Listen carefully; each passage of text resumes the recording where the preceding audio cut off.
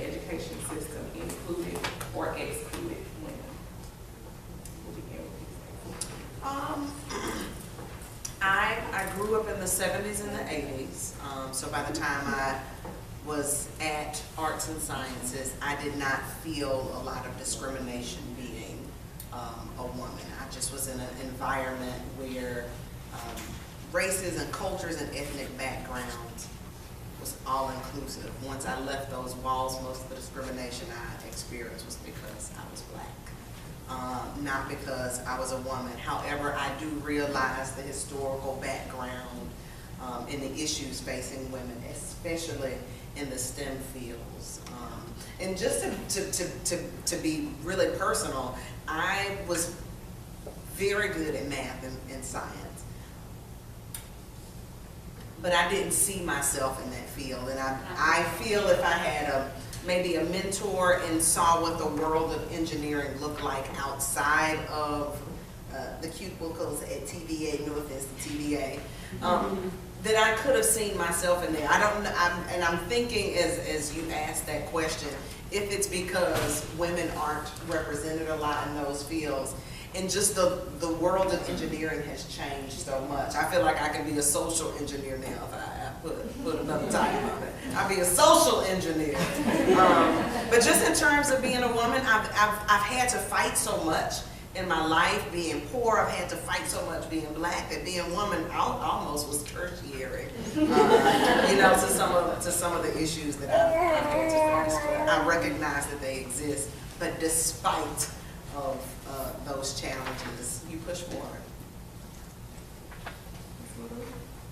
Well, I don't know what you attribute it to, but I just want to tell a couple of stories again. So one of my first project at Chattanooga State was I started summer camps, STEM summer camps. And so they were in robotics, CAD, and engineering related type of camps. And for years and years, it's mostly boys. And I actually tried to get funding to just do all girls a couple of times. But I would get moms dropping off their boys, and I would say, why don't you leave her, the one that she's holding? She said, oh no, we're going shopping. And then I was at a career fair, college career fair at a school. And this young lady I liked her because she was talkative, perky and stuff, so I was talking to her. So I was trying to talk to her about engineering. And she said, well, my dad's an engineer. I said, well, great. Then, have you thought about it? She said, no, but I take after my mom. And I'm going, well, I don't know. I was trying to tell her that, you don't have to take after anyone.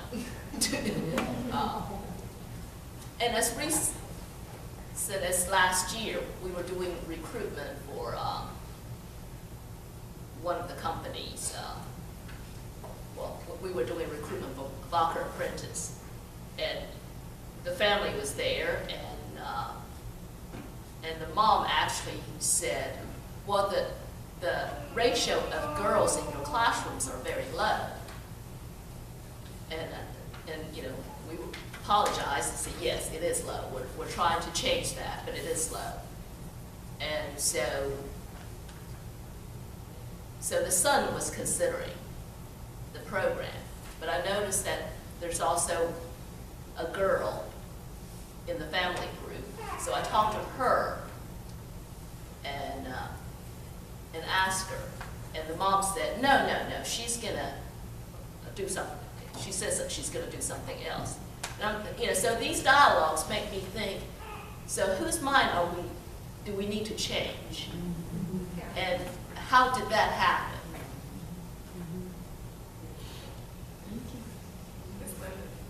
Well, it's so funny. I was sitting here thinking, listening to this, is as much as I can talk about it from a historical sense, I have to actually be really honest and say being a woman hasn't confronted me an awful lot in what I've done. Now, part of that may have been my attitude coming out of the family I came out of, because I'm here to tell you, as an only child on the farm, there was no distinction in work on the farm.